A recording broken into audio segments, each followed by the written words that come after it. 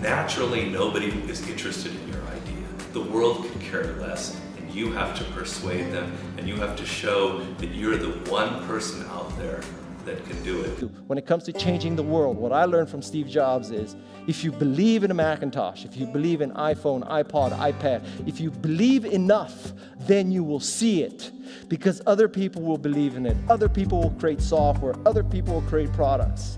So you need to foster the belief in what you are dreaming so that it becomes a reality, which is very different than saying, I don't expect anybody to believe it until I see it. You need people to believe it before they can see it.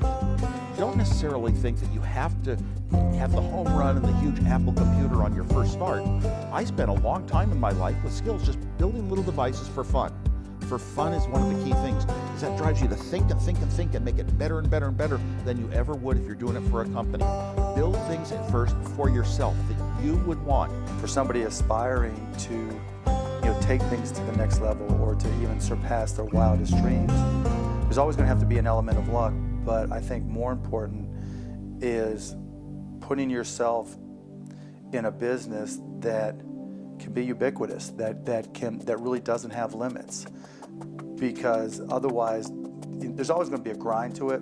But if the business, if it can't be something that you can visualize every business using or every consumer using, it's going to be tough to scale to be big enough or to have the perceived value. You want an idea about what you can say. I know it sounds like a bad idea, but here's specifically why it's actually a great one.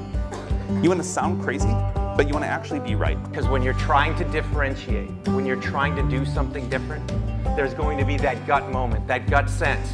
Is this right? Is this not right? If you're not having doubt, you're not pushing the boundaries far enough.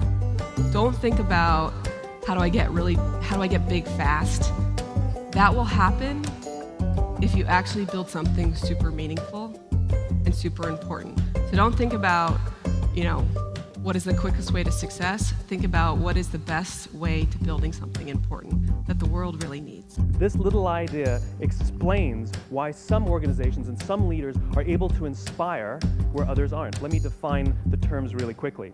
Every single person, every single organization on the planet knows what they do 100%.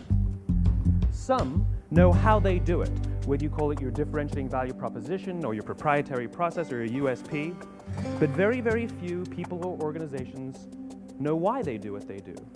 And by why, I don't mean to make a profit. That's a result.